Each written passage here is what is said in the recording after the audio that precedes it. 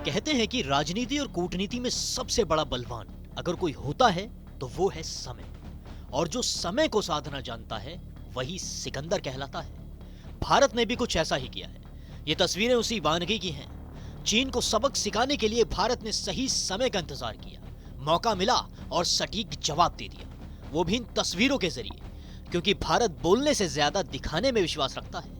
जब दुनिया के तमाम देशों के प्रतिनिधि G20 के लिए भारत में मौजूद थे, तब भारत ने गलवान घाटी की कुछ ऐसी तस्वीरें जारी की जिसे देखकर चीन को अपनी औकात पता चल गई। चीन की गलवान घाटी में आप हमारे जवानों को क्रिकेट खेलते देख रहे हैं। उसी गलवान घाटी में जहां 3 साल पहले भारत ने चीन के नापाक मंसूबों पर पानी फेरा था और उसे बेनकाब किया था, और आज इन तस्वीरों के जरिए चीन को आईना दिखाया गया है।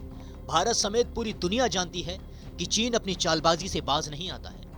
इसलिए जब एक तरफ उसके विदेश मंत्री किन गांग G20 के दौरान विदेश मंत्री जयशंकर के साथ बैठक कर रहे थे, तो दूसरी तरफ गलवान घाटी में ड्रैगन अपने नापाक हरकतों को अंजाम देने की कोशिश में जुटा था। लेकिन इस बार भारत पूरी तरह तैयार था। इसलिए भारत ने बिना कोई समय गवाए गलवान में सैन्य गतिविधियों को बढ़ा दिया। LAC पर भारतीय सेना ने घोड़े और खच्चर पर सवार होकर गश्ती की। पैंगोंग इलाके में सैनिकों ने क्रिकेट भी खेला और तस्वीरें जारी कर भारतीय सैनिकों ने चीन को समझा दिया कि अब कोई चालाकी चलने वाली नहीं है। क्योंकि गलवान घाटी में ही चीन ने भारतीय सैनिकों पर धोखे से हमला किया था, जिसमें हमारे 20 जवान शहीद भी हुए थे, जबकि चीन के 40 से ज्यादा सैनिक मारे गए थे।